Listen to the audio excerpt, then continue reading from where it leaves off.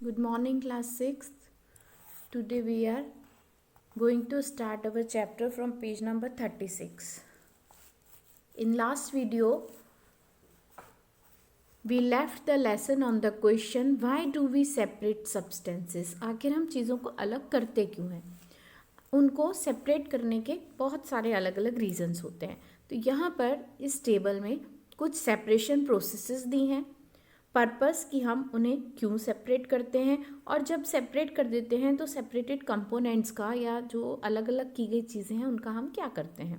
तो सबसे पहला है सेपरेट स्टोन्स फ्रॉम राइस. अब हम राइस में से, चावल में से या दाल में से कंकड़ स्टोन्स क्यों निकालते हैं? To separate two different but useful components. क्या ये हम दोनों अलग अलग चीज़ों को, लेकिन दोनों यूजफुल कंपोनेंट्स को अलग करने के लिए करते हैं? क्या यहाँ पर राइस और स्टोन दोनों यूजफुल है? कंकड़ तो किसी भी काम के नहीं होते हैं ना, तो ये इसका आंसर नहीं होता. To remove non useful component, yes, to remove non useful component ये हो सकता है, लेकिन नॉन यूजफुल ही नहीं, खाली थर्ड वाला पढ़ते हैं. टू रिमूव इम्प्योरिटीज़ और हार्मफुल कंपोनेंट्स. तो जो स्टोन्स होते हैं वो इम्प्योरिटी भी है, नॉन यूजफुल भी है और हार्मफुल भी है. तो हम राइस में से स्टोन को अलग क्यों करते हैं? ताकि हम इम्प्योरिटीज़ यानी कि गंदगी और हार्मफुल चीज़ों को अलग कर सकें. तो मतलब हम इसको इसके साथ मैच करेंगे. अब हम क्या करते हैं, स्टोन्स को राइस में से निकाल के we throw away the solid component. यहाँ तो अभी हम लिक्विड की बात नहीं कर रहे हैं. We throw away the impurities, हम क्या करते हैं, इम्प्योरिटीज़ को फेंक देते हैं.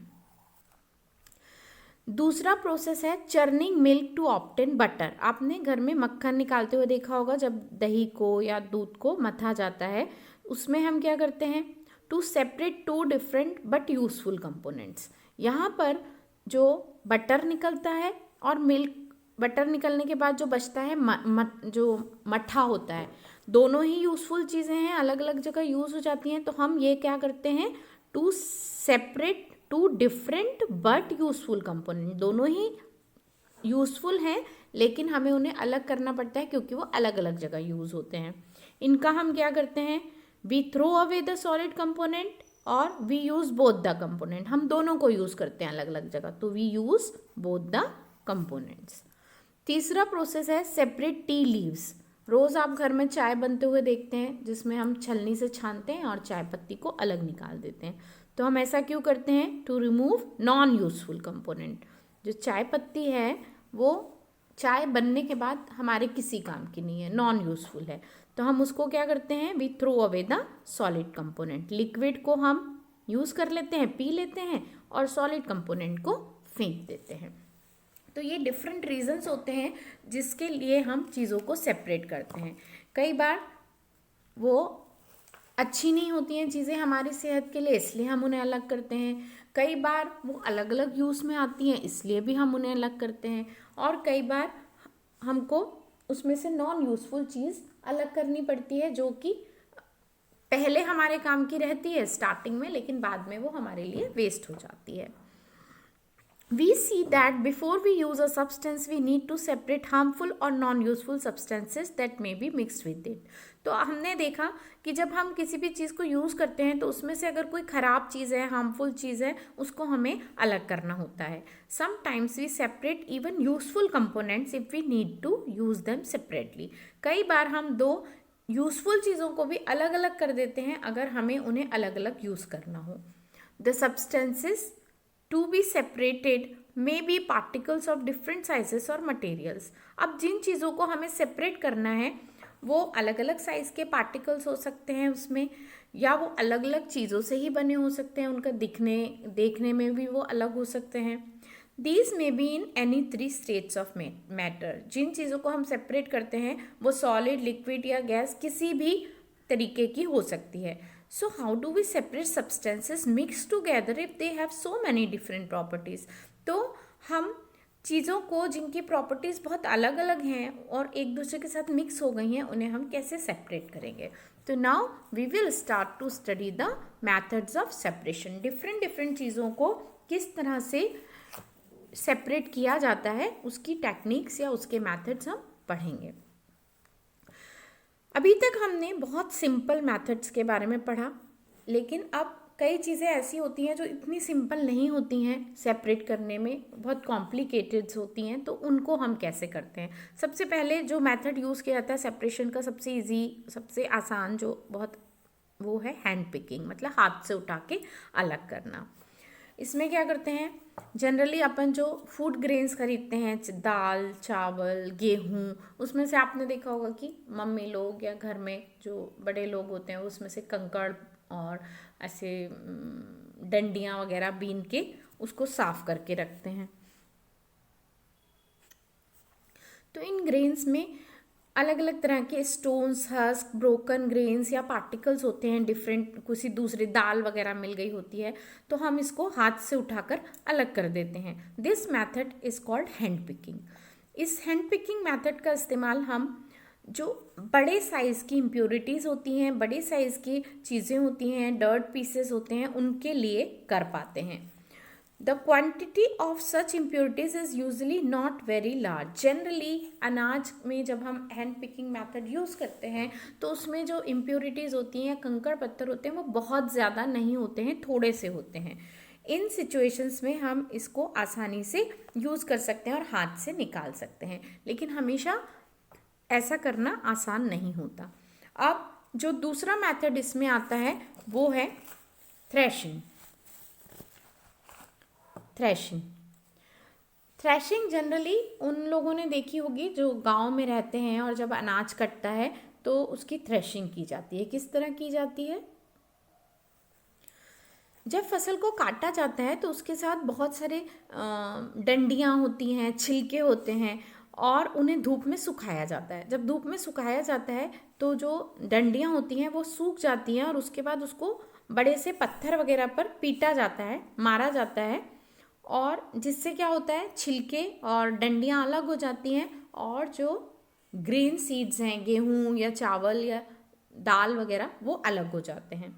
One may pluck mangoes or guavas from the tree, but green seeds are much smaller than mangoes or guavas. अगर पेड़ पर आम लगे हैं, अमरूद लगे हैं, उन्हें आप हाथ से तोड़ सकते हो, लेकिन अगर आपने देखा होगा कि गेहूं या चावल के जो दाने होते हैं उनको आप ऐसे एक एक करके हाथ से नहीं तोड़ सकते, तो उसको पूरा डंडी के साथ काटा जाता है। पर डंडी के साथ वो यूज़ नहीं होता है, और जो उसका जो डंडा होता है या उसकी जो स्टॉक्स होती है, जिन्हें स्टॉक्स बोलते हैं डंडियों को, वो नॉन यूज़फुल होती हैं, वो ख़राब होती हैं या वो खाई नहीं जा सकती, इसलिए सीड को अलग निकालना ज़रूरी होता है।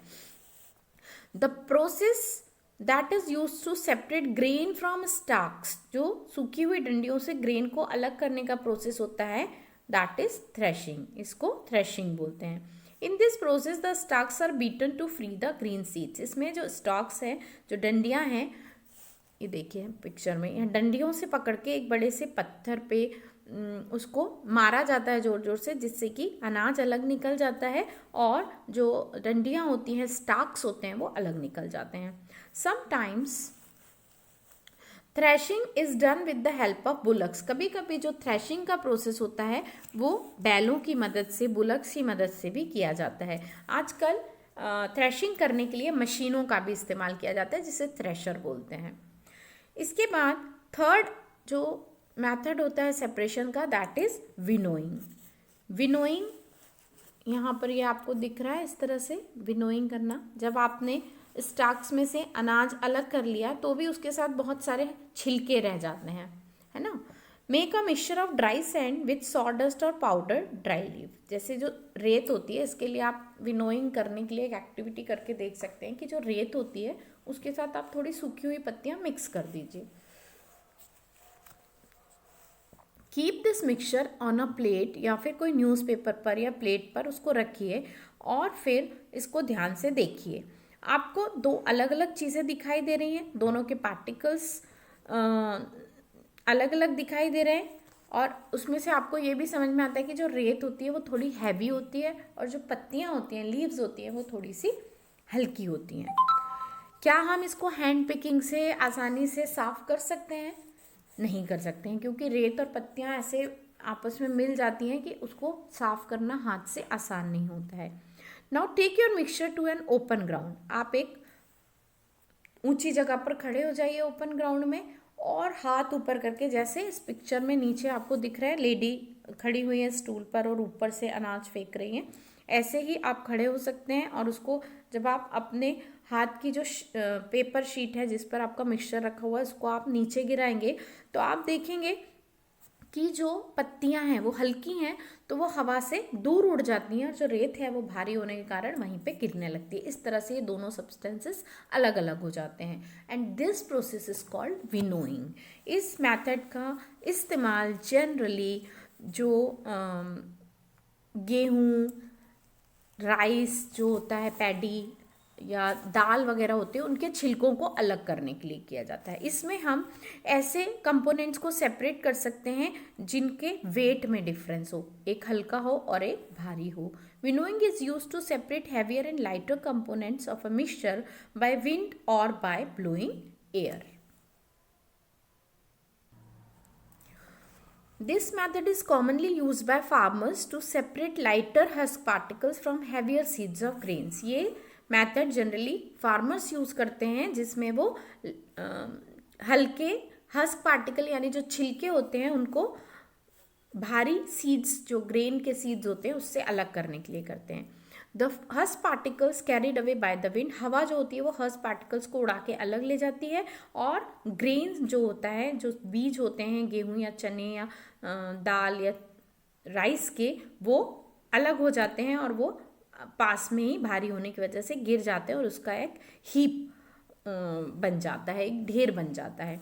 और ये जो हस्क पार्टिकल्स होते हैं, जो हस्क, जो छिलका उड़ कर गया है, उसको कैटल्स को खिलाने के लिए यूज कर दिया जाता है। Next method of separation is sieving. Sieving यानी छलनी से छानना। जनरली आपने घर में देखा होगा जब मम्मी आटा या कुछ ऐसी चीज़ें यूज़ करती हैं तो उसको छलनी से छानती हैं, जिससे कि बारीक जो पार्टिकल्स होते हैं आटे वगैरह के वो नीचे आ जाते हैं, और अगर उसमें कुछ ओट्स टाइप जो रहता है, छिलका होता है जो उसका, वो छलनी के ऊपर हो जाता है, जो पार्टिकल्स बड़े होते हैं। Sometimes we wish to prepare a dish with flour, we need to remove impurities and bran that may be present in it. हमें आटे से कुछ बनाना है और हमें इसमें जो भी impurities हैं या जो ब्रान में यानी कि जो चापड़ होती है वो निकालना है, तो हम क्या करेंगे? तो हम एक छलनी यूज़ करेंगे, उसमें फ्लोर डालेंगे और इस तरह से छान देंगे।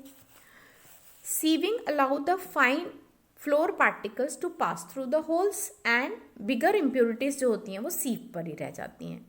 फ्लोर मिल, जहाँ पर कि बहुत सारा गेहूं पीसा जाता है, आटा बनाया और पैक किया जाता है, वहाँ पर उसको पीसने से पहले ही उसमें से हस्क पार्टिकल और स्टोन्स निकाल लिए जाते हैं। Usually a bag full of wheat is poured on a slanting sieve. उसके लिए क्या करते हैं कि एक जैसे आपने कभी कंस्ट्रक्शन साइट्स पर ये ऐसे रेत छानते हुए देखा होगा, तो इस तरह की स्लैंटिंग सीव पर भी वो लोग डालते हैं गेहूं, जिसमें से जो भी स्टोन्स हैं वो सब चीज़ें हैं वो अलग हो जाती हैं।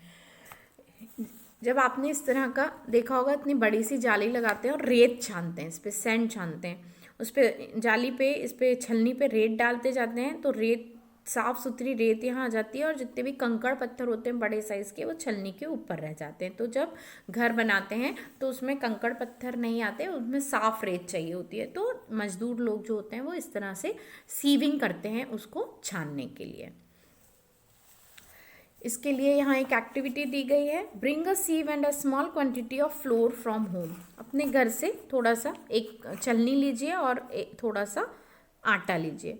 Sieve the flour to separate any impurities in it. Now make a fine powder of chalk pieces and mix it with the flour. Can we separate the flour and the powder chalk by sieving? अगर हम आटे के अंदर चौक मिला दे piece के, तो क्या अब हम उसको छलनी से छान के अलग कर पाएंगे? नहीं कर पाएंगे, क्योंकि जनरली सीविंग किन चीज़ों, किन कंपोनेंट्स को या किन सब्सटेंसेस को सेपरेट करने के लिए यूज़ होता है, जब मिक्सचर के कंपोनेंट्स का साइज़ अलग अलग हो, एक चीज़ छोटी हो एक चीज़ बड़ी हो। तो जब साइज़ अलग अलग होगा तब हम छलनी के द्वारा उसको अलग कर पाएंगे। Next method is sedimentation, decantation and filtration. ये जो यहाँ से जो मेथड्स हैं वो अब नेक्स्ट वीडियो में कवर किए जाएंगे। तब तक आप इन मेथड्स को पढ़िए और इनसे रिलेटेड जो भी एक्टिविटीज़ हैं आप घर पे कर सकते हैं, करके देखिए और खुद सीखिए कि कैसे चीज़ों को सेपरेट किया जाता है।